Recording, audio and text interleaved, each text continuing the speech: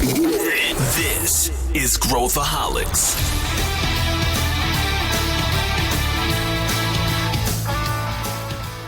Olá, aqui é Pedro Weingärtner, sou o CEO da ACE e esse é Growthaholics, o podcast para quem adora inovação e empreendedorismo. Você sabe como algumas das maiores empresas do mercado atualmente encaram a inovação aberta? Nós entrevistamos líderes de hubs e labs de inovação dentro dessas corporações e olhamos os processos por trás das cortinas. Fizemos várias perguntas muito interessantes. E para analisar os insights desses cases, no episódio de hoje eu trouxe o LG e a Milena Fonseca, que estão à frente da Ace Cortex, a nossa empresa de consultoria.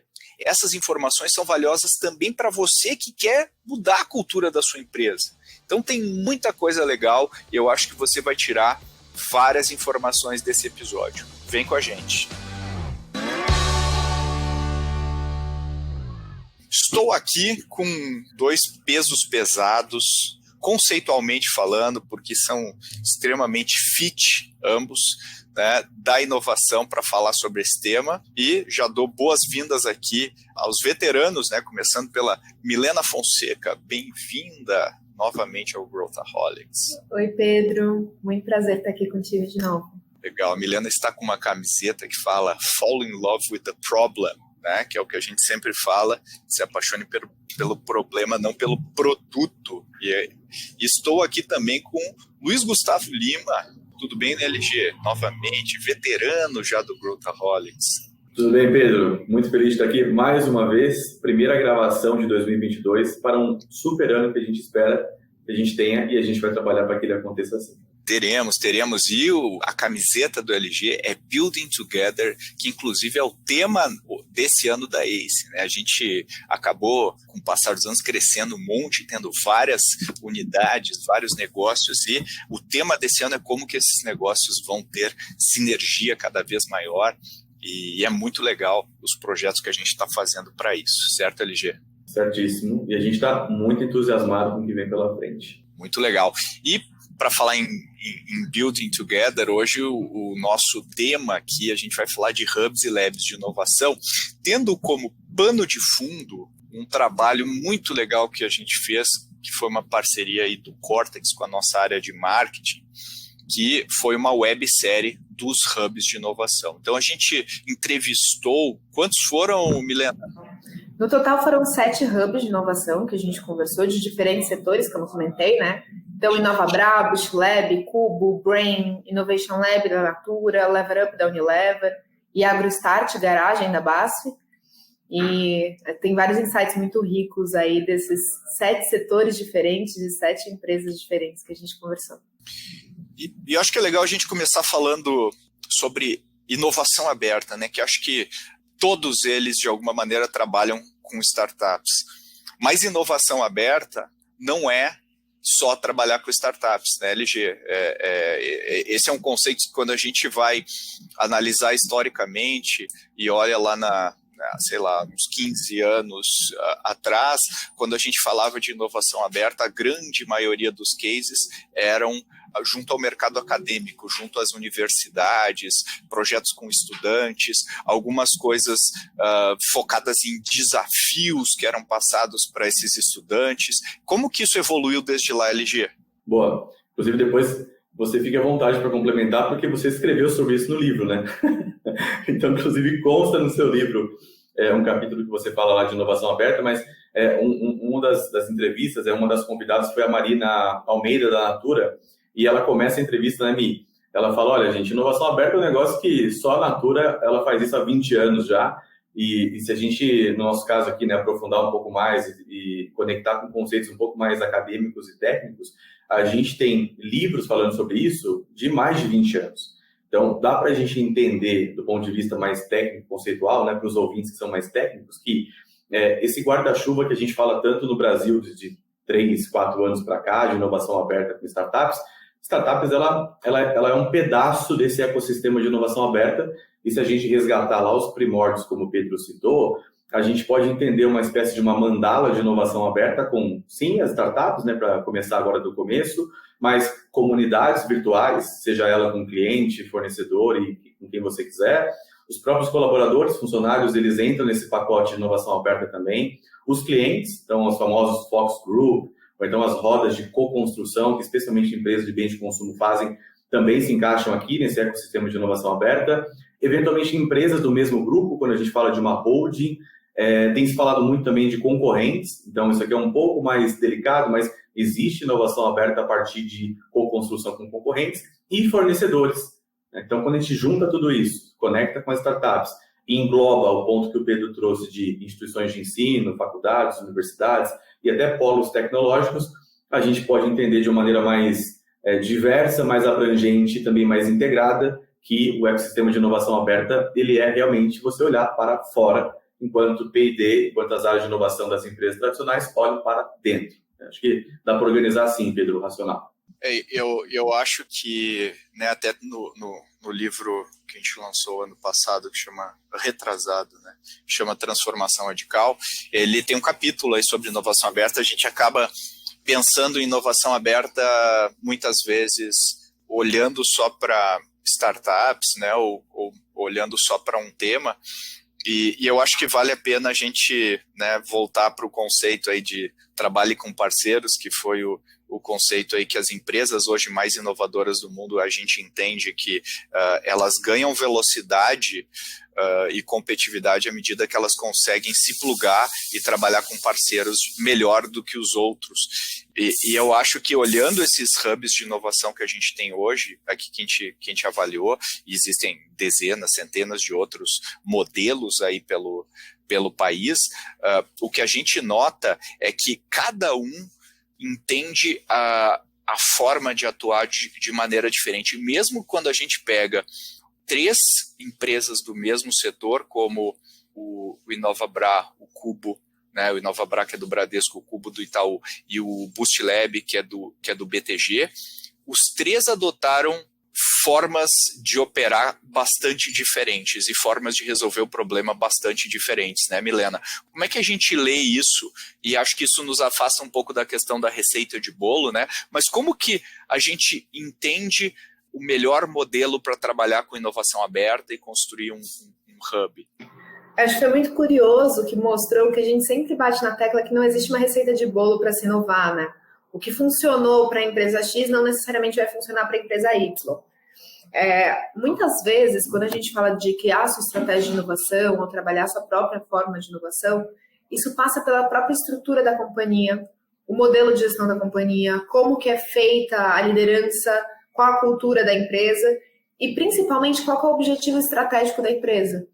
Porque a gente pode construir um novo negócio ou comprar um novo negócio de acordo com a estratégia da empresa e a velocidade que ela tem, onde que ela já é mais desenvolvida e ela tem algum fair advantage para entrar, ou onde, poxa, ela é zero desenvolvida, então ela tem que adquirir uma empresa para acelerar esse processo de aprendizagem.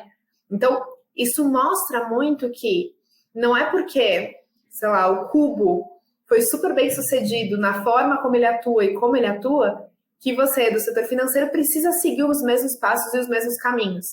E aí isso passa, primeiramente, por aquela pergunta que a gente sempre fala: qual é o meu objetivo com a inovação aberta?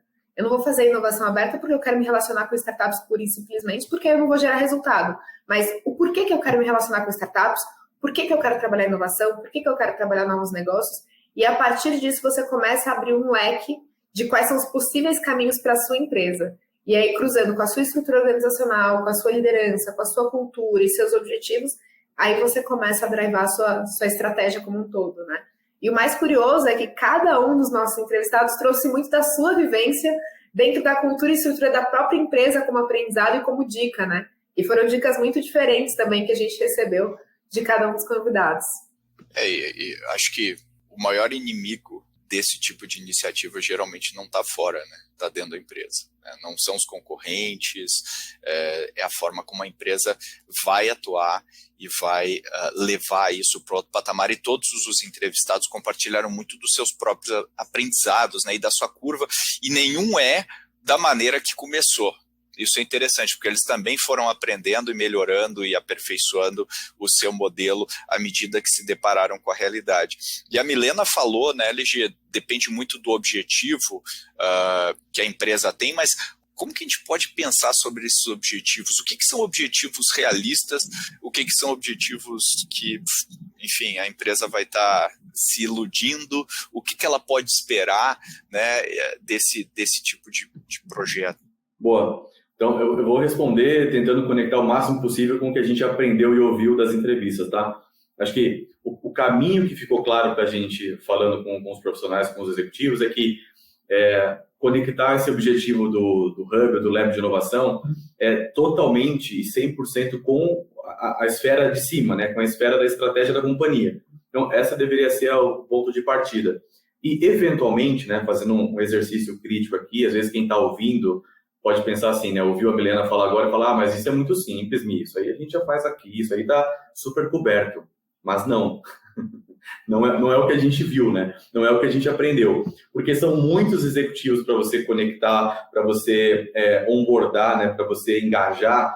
E não é fácil, não é trivial fazer isso. Inclusive, eu lembro da entrevista com o Fernando, do InovaBrá, que bem no finalzinho, assim, depois para quem for acompanhar, ela vai perceber esse momento, que ele fala assim, tá, mas vamos lá, pessoal. A gente pergunta assim, Fernando, mas o que você deixa de dica para quem está ouvindo? Ele fala assim, qual que é a sua estratégia, você que está ouvindo agora?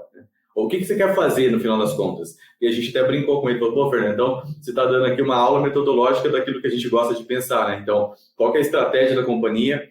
Dessa estratégia da companhia, qual que é a estratégia que eu quero para a inovação? Como ela se conecta com a estratégia da companhia? E, a partir disso, definir as suas teses de inovação. Dentro dessas teses de inovação, aí sim você vai escolher quais são as iniciativas. Enfim, essa definição desse objetivo, ele passa por discussões profundas, ricas, que envolvem muitos tomadores de decisão, portanto, ela não é trivial, ela não é óbvia, para que, no final das contas, a gente tenha com clareza para onde a gente quer ir, com qual intensidade que a gente vai, quais são as ferramentas que a gente tem para ir para onde a gente quer ir, quem vai participar, quem vai endossar, quem vai patrocinar, e como a gente mobiliza as pessoas, cria aqui uma cultura de inovação, de uma via de mão dupla, né? Quem está focado na empresa, no core business, aprende com quem está olhando para iniciativas de inovação aberta, e quem está aqui também aprende com quem conhece bastante o segmento, bastante a empresa. Então, a resposta mais óbvia de tudo dá trabalho, não é fácil, pode parecer, mas entenda que tem bastante superficialidade nesse assunto, quando a gente somente lê e entra em contato com o que existe por aí, mas a websérie deixa muito claro que dá trabalho, é difícil, mas quando isso acontece, quando esse trabalho é bem feito, aí certamente os resultados aparecem. E quando a gente entra nessa, né, quando a gente vai conversar com os líderes que estão querendo começar a tatear nesse mundo, vários deles falam que um dos objetivos é a aculturação, né, da empresa, a empresa saber trabalhar com as startups e tudo mais. E a gente tem muita moda, né? Tem muita moda de agilidade e tudo mais. Agora mesmo estava falando com uma pessoa, estava falando, nossa, o squad ágil de transformação digital da minha empresa é super burocrata. Eles só me colocam na fila, não mudou nada, continua a mesma coisa. Então, a questão cultural é o que mata, geralmente, boa parte das iniciativas. E quando a gente ouve esses executivos falarem, né, sobre como que eles estão lidando com o Open Innovation, as lições que eles aprenderam, a gente vê como eles tiveram que superar isso e como o perfil das pessoas que tocam esses hubs geralmente é um perfil mais intraempreendedor. Então, esse é um outro aspecto, né, das pessoas que estão à frente, Milena. O que a gente pode recomendar também sobre as pessoas ou comentar sobre as pessoas que tocam essas iniciativas? Super interessante você tocar nesse tema, Pedro. Inclusive, a conversa que a gente teve com o Fred do BTG, nosso parceiro aí de longa data, ele bateu bastante nessa tecla. Não só nas pessoas que precisam participar, mas também em quem que deve ser a cabeça dessa estratégia, dessa estrutura de Open Innovation. E ele traz muito que, poxa, é importante a gente ter um profissional sênior que esteja atrelado ao Open Innovation. Por quê? Porque por mais que você tenha o CEO super apoiando, se você deixa essa estratégia na mão de alguém muito júnior, a gente pode ter um descolamento cultural. Então, eu posso trazer uma startup que culturalmente ou processualmente de alguma forma não se linke com a companhia, e eles comentaram, né, que no BTG eles fizeram isso em algum momento. Pode ter uma questão de força política para implementar um novo processo ou para implementar uma nova forma de agir que envolva várias áreas. Então, acho que o primeiro passo tem que ser senior, e não pode ser qualquer profissional senior também. Tem que ser um profissional que seja high performer e que esteja adepto, né, e propenso a tomar riscos de alguma forma. Porque é um risco quando a gente fala de inovação aberta, quando a gente fala de inovação como um todo, né? Pode dar muito certo, tem iniciativas que vão dar certo, tem iniciativas que vão dar errado, e aí você precisa conseguir lidar com isso e saber que você nunca vai ter todas as informações na mesa para tomar a decisão. Então, é super interessante que as empresas coloquem alguém de confiança e alguém que elas saibam que, poxa, se está na mão dessa pessoa, eu vou dar autonomia total para isso ser tocado. Porque se estiver na mão de alguém que não tenha muita autonomia, talvez ou oportunidades deixem de ser aproveitadas, né? Ou a gente possa ter um caminho um pouco turbulento aí. Eu concordo bastante, acho que o perfil dessa pessoa e o espaço e o acesso que ela tem dentro da companhia, né? Quer dizer, quando ela fala, as pessoas devem escutar, porque se ela tiver o desgaste de ter que fazer um super business case para cada ideiazinha que ela for levar para frente, fica impossível tocar alguma coisa. E o conceito do laboratório de inovação, ou do hub de inovação, é justamente ter um certo passe livre para criar algumas iniciativas, algumas coisas dentro da organização, o que linka, né, LG, diretamente com a ambidestria corporativa, ou seja, a empresa saber tocar duas frentes ao mesmo tempo, dois motores ao mesmo tempo, ou enfim, seja como o mercado falar. E eu acho que esse é um ponto importante, não deixar os hubs serem engolidos pelo core business, pelo negócio principal. Você vê isso como algo que é presente nesses cases que a gente viu, e como que eles conseguiram conquistar esse espaço dentro da companhia LG? Sem dúvida. Inclusive, esse é um ponto muito interessante, né? Teve uma frase, deixa eu ver se eu lembro aqui quem foi que falou, foi a Marina, talvez, Milena, aquela frase que ela fala assim, a gente entende que a área de inovação ela tem que morrer e surgir o tempo todo. bem interessante, né? Eventualmente, o que ela está querendo dizer ali é o seguinte: todas as áreas deveriam estar com esse mindset de inovação, né? O que a gente viu, né, falando com todo mundo e tendo essas diferentes percepções, é que realmente cada um trata de um jeito. Se a gente organizar essa história, né, as 7 entrevistas em um padrão, o padrão que a gente entende é que, especialmente essas empresas que já estão fazendo, têm resultados, têm cases, têm processos estabelecidos, têm alta liderança comprada, enfim, as coisas já acontecem, portanto, eles são a exceção da exceção das empresas que estão no Brasil hoje, porque o trabalho a ser feito é muito grande, né? A minoria das empresas realmente está nesse nível de maturidade de inovação. Essas empresas que são as referências hoje, elas trabalham com uma espécie de... é um cérebro, né? Os dois lados do cérebro aqui, o lado esquerdo e o lado direito, mas a gente organiza como o core business. Então, o que trouxe essas empresas até aqui, elas fazem muito bem, tem eficiência operacional, tem os famosos Green Belt, Black Belt, Whatever Belt, está tudo acontecendo lá, como sempre foi, excelente, o resultado está vindo. Mas o outro lado do cérebro, o outro lado dessa equação é a inovação, portanto, o conceito de ambidestria. Então, eles entenderam, depois de muitos acertos e erros, de que não é o core business ou inovação, é o core business e inovação. Por quê? Porque é assim que é o novo contexto de mundo. Nunca mais a gente vai voltar a ter, né, Milena e Pedro, certamente o que a gente tinha antes da pandemia, quando ela estourou em 2020, aquele cenário de planejamento estratégico de 5, 10 anos, uma onda de transformação digital começando e os executivos entendendo que é a tecnologia que resolve tudo, e não é assim, né? Então, o que a gente viu nesses 2 anos para cá é que esses executivos ganharam mais repertório, ganharam mais maturidade para entender que toda e qualquer organização viva, que tem como ambição crescer neste novo contexto de mundo, ela precisa ter um design organizacional que favoreça a inovação, consequentemente, ela tenha um cenário de ambidestria dentro da estrutura, assim como ela precisa ter uma cultura de experimentação, uma cultura de empreendedorismo, uma cultura de inovação. Então, fica muito claro nessas 7 entrevistas que essas empresas estão desenvolvendo modelos de organização, designs de trabalho que consideram, que envolvem, que englobam o conceito de ambidestria.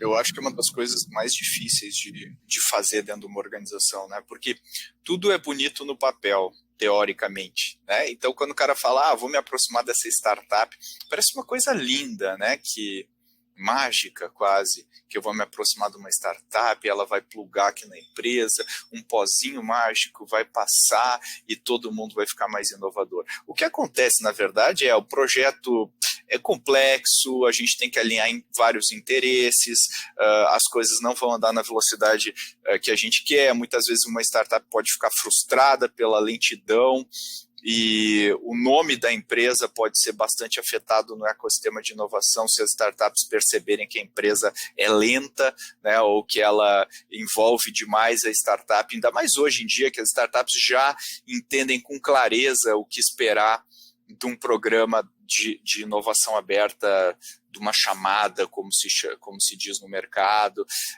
Então, assim, já se perdeu muito da inocência em relação ao que se esperar desse tipo de parceria, né? E muitas vezes as empresas têm trazido também pessoas que já tiveram experiência em startups para ocupar parte do quadro, né, de pessoas do seu hub de inovação. Agora, pensando em até pouco tempo atrás, né, esses programas de inovação aberta que eram ligados a universidades, e não dava muito resultado, mas também não se investia muito dinheiro, né?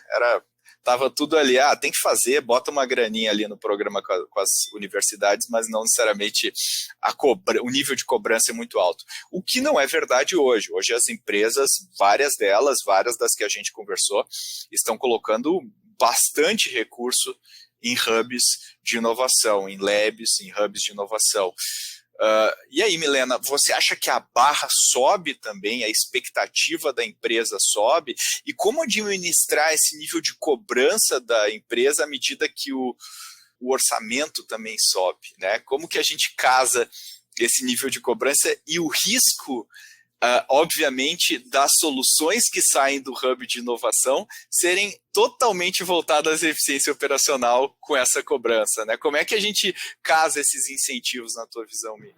Eu acho que é muito importante a gente olhar para isso, principalmente porque não é bonito. Como a LG comentou, não é um processo fácil, simples, em que, poxa, estralei os dedos e agora eu tenho um hub de inovação aberta, ele funciona, ele tem um grande orçamento e ele já traz uma grande lucratividade.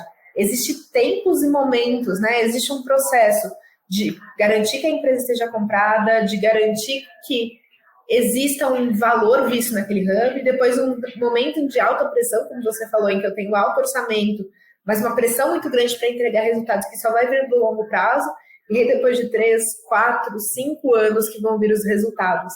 E aí tem uma frase muito legal que a Zaima, da Brain, da Algar, comentou com a gente, que foi: a transformação digital para a gente no início parecia uma tempestade. E isso marca muito esse processo, né? Então, poxa, precisamos inovar, tá aqui teu orçamento, vai lá, cria teu hub de inovação. O que eu faço agora? Então, não só a cobrança externa é muito grande, como a ansiedade desse intraempreendedor também é, né? Porque ele não sabe quais são os primeiros passos que ele toma, qual o caminho certo, porque não existe um caminho certo. Como a gente falou aqui, depende muito da estrutura organizacional, da estratégia da empresa, o que a empresa está buscando no longo prazo. Então, acho que o primeiro passo é como que eu mostro que isso aqui que eu estou fazendo gera valor. Quais são os primeiros quick wins que eu posso gerar para mostrar, poxa, ó, investe mais aqui, investe no meu hub, porque ele está gerando resultados para a empresa. E eu tenho que ter um mix, né?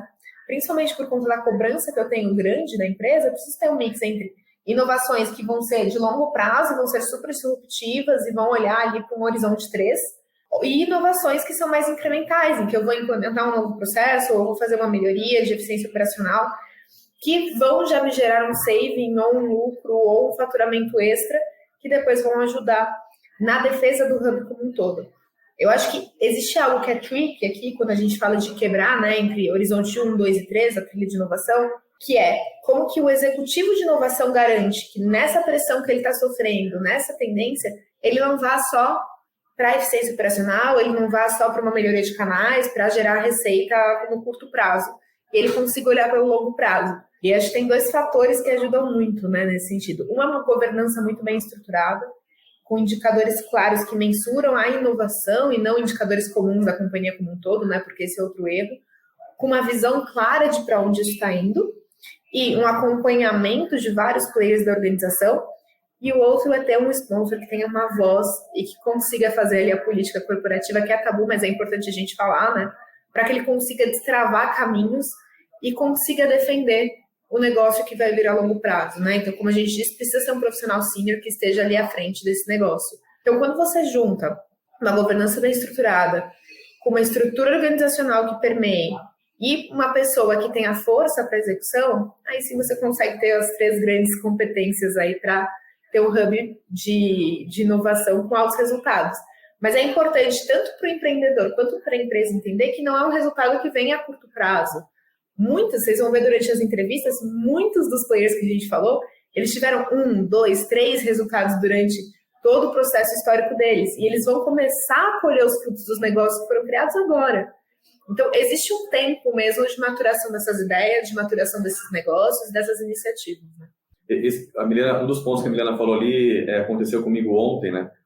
Conversando com um executivo que ele foi contratado para tocar uma área de inovação de uma grande empresa e ele não veio do mundo corporativo, ele veio do mundo empreendedor. Ele era um CEO de uma startup, fez a saída da startup e ele quer ter uma experiência no mundo corporativo. Então, olha que interessante, é um movimento contrário ao que a gente tem visto de executivos vindo trabalhar no ecossistema de empreendedorismo. E é difícil, né? Bem difícil. E já me chamou a atenção de largada a mim. E aí chegou um determinado momento, né, por isso que eu lembrei agora do que você falou, como é importante isso que você falou agora, ele falou assim, LG, meu primeiro desafio já superei, eu aprovei a estratégia inteira com o board. O segundo desafio quase me fez sair da empresa. Eu falei, qual foi? Ele falou, o executivo que eles escolheram para ser o meu chefe, entre aspas, né, para ser o sponsor da iniciativa de inovação, ele tem um background 100% financeiro. Então, esse profissional, já combinou com ele que não passa nenhuma iniciativa, seja startup, seja investimento, seja o que for, que não tenha um KPI financeiro. Então, olha como é profundo isso. De um lado, esse executivo clássico, tradicional, ele não está errado no seu pensamento, porque ele foi ensinado a fazer dessa forma. Então, ele precisa aprender, a gente tem que sensibilizar, tem que ensinar, tem que pegar na mão e ajudar. Por outro lado, é inadmissível que uma iniciativa de inovação ela já, no berço, ela já tem uma premissa de ter indicadores financeiros de largada, porque isso não vai acontecer.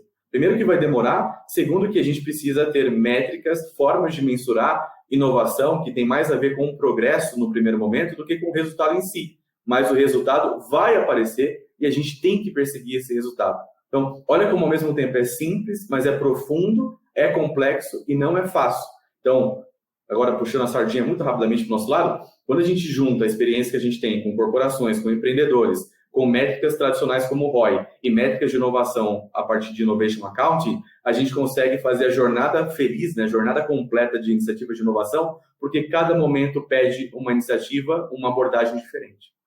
Eu acho que quando o empreendedor vai trabalhar numa corporação, a sensação é parecida com o Mercúrio lá do X-Men, sabe? Aquelas cenas assim que tá todo mundo andando em câmera lenta, assim o Mercúrio vai fazendo as coisas, porque o ambiente corporativo, ele, de uma grande empresa, ele é mais lento por natureza, né? Ele é um transatlântico e não uma lanchinha. Então, ele tem essas características e eu acho que tem um componente aí que a gente fala de ser bilíngue, de saber lidar com o empreendedor, saber lidar com o corporativo, que é crítico para exercer essa função. Agora, eu queria entrar um pouquinho aqui, a gente está arrumando aqui para o final do nosso episódio, mas eu queria entrar. Às vezes as pessoas abstraem um pouco, né, tem dificuldade de aterrissar no que significa o dia a dia, né, o que significa na prática tocar esses projetos dentro de um hub de inovação.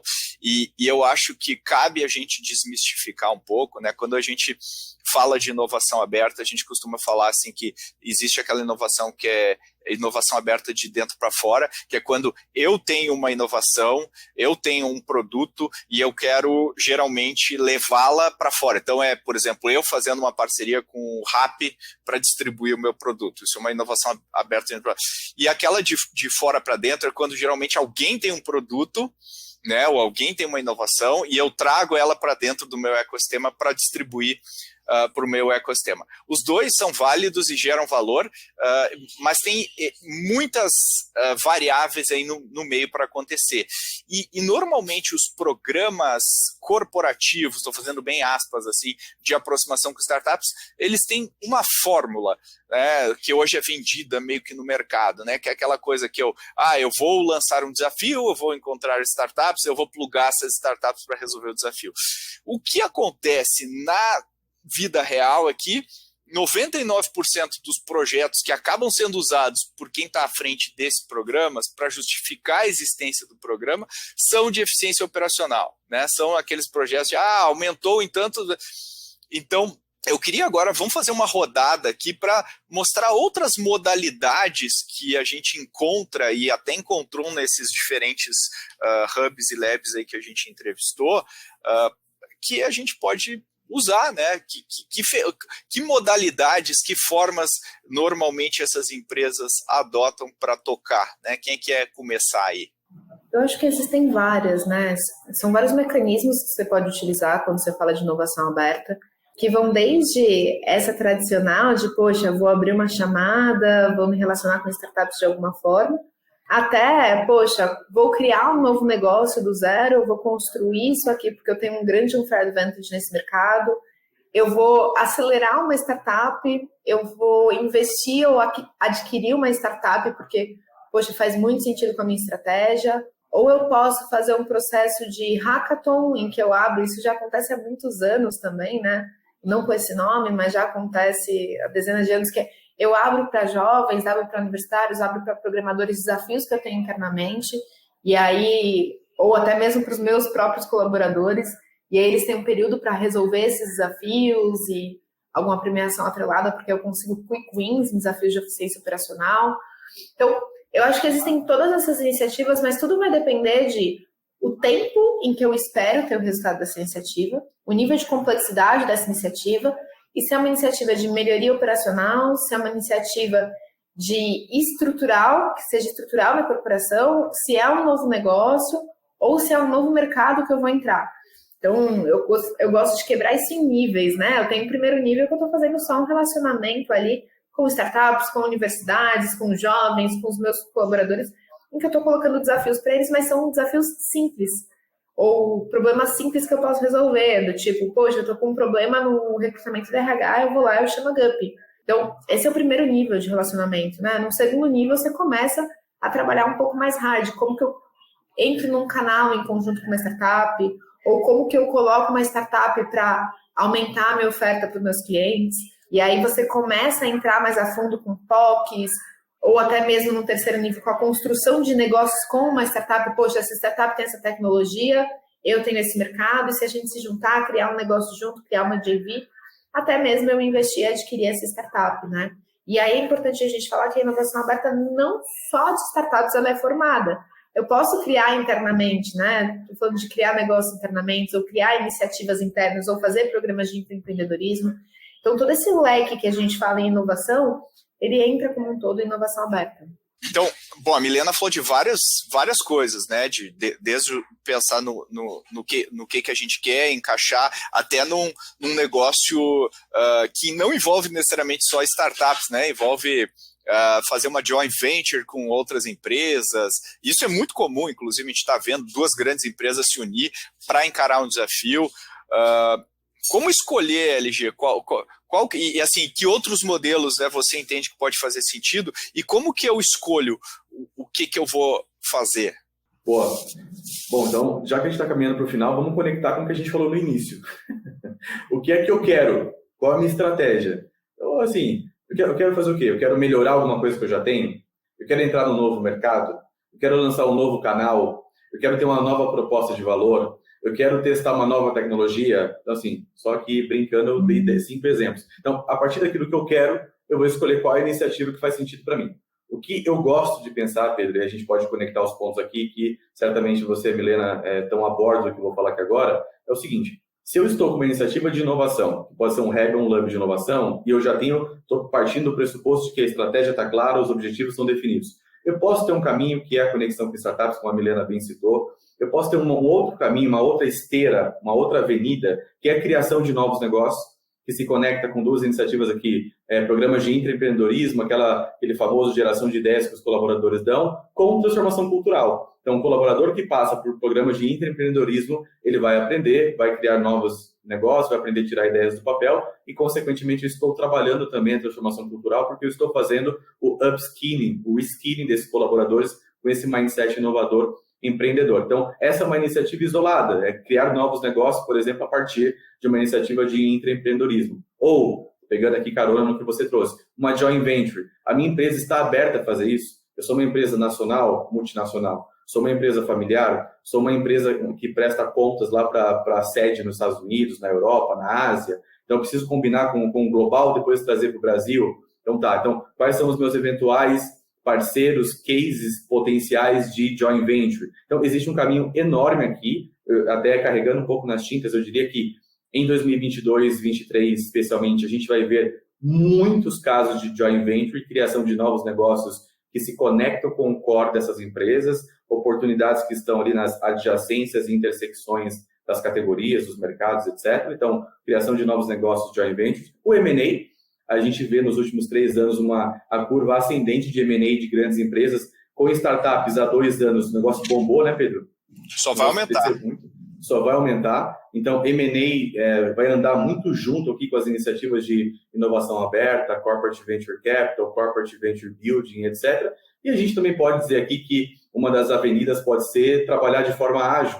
Então, usar a inovação aberta para aprender como acontece fora, para a gente implementar dentro e não correr o risco de acontecer o exemplo que você trouxe aqui no podcast de hoje, de que o squad que a empresa montou é mais burocrático do que a estrutura que tinha anteriormente. Então, esse é o pior dos mundos totalmente, né? Então, realmente, assim, é uma sopa de letrinhas, é um cardápio, é um portfólio de iniciativas que o profissional, que o executivo tem à disposição, cujo objetivo principal, a base, o fundamento de tudo, é o mais trivial da humanidade.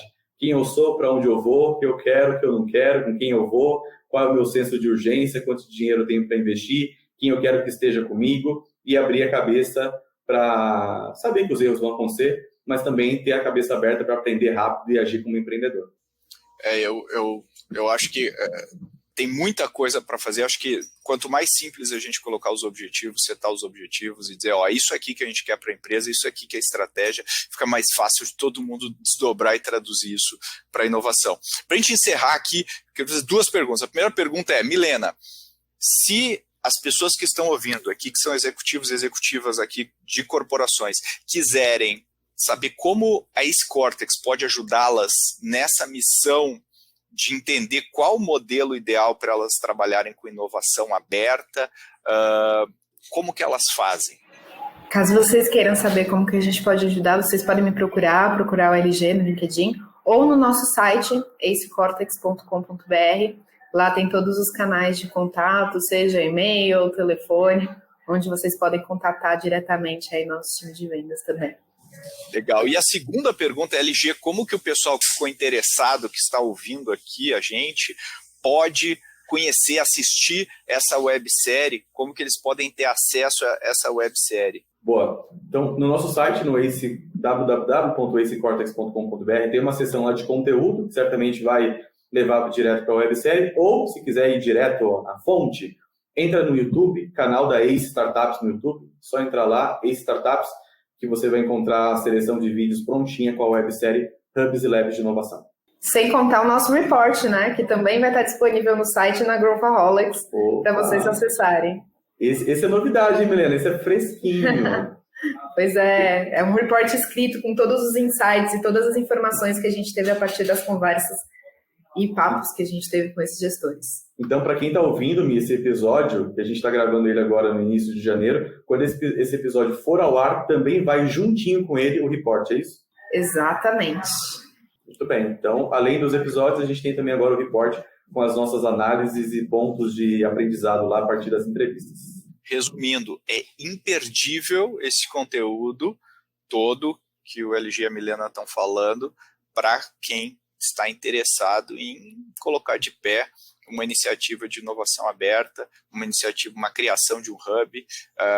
Vale comentar que nós, inclusive, apoiamos vários dos entrevistados aqui, somos parceiros com muito orgulho aí de vários dos entrevistados. Outros não, tá? A gente não pegou só o clubinho, a gente realmente quis fazer um trabalho abrangente, né?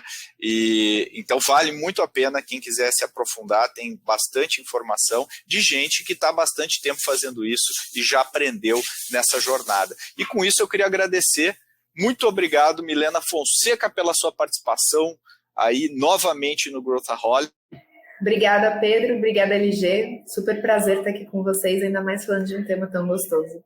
E LG, novamente, valeu aí, acho que deu vários insights para quem está nos ouvindo. Boa, eu que agradeço, adorei mais uma vez. Beijo, Mi, beijo, Pedro, e vamos em frente. Inovação é assunto que a gente mais aborda nesse podcast de longe. Para começar bem 2022, nós fizemos algumas análises do que vai vir por aí e que você não pode perder. Dá um pulo no episódio 118, em que a gente analisa a ACE Innovation Survey, uma pesquisa anual que nós fazemos para mapear o ecossistema de inovação no Brasil. Outro episódio imperdível é o terceiro do nosso spin-off de tendências, também sobre inovação. O link da websérie completa que a gente falou nesse episódio do reporte estão aqui nessa descrição. Como sempre, eu peço o seu feedback. Se você tem assuntos legais para sugerir para o podcast ou qualquer outra coisa que você queira comentar, manda e-mail para podcast@goace.vc e a gente vai ler com todo carinho. E para a gente é muito importante o seu compartilhamento. Se você gosta desse episódio e acha que mais pessoas podem ter acesso ao nosso conteúdo, compartilha nas mídias sociais e tagueia, marca ACE, que a gente adora ver os seus comentários lá. Outra coisa que também nos ajuda é você avaliar com 5 estrelas o podcast, tanto no Spotify quanto no Apple Podcasts. Isso também ajuda no algoritmo para esse podcast ficar cada vez mais relevante no nosso ecossistema. Valeu e até a próxima!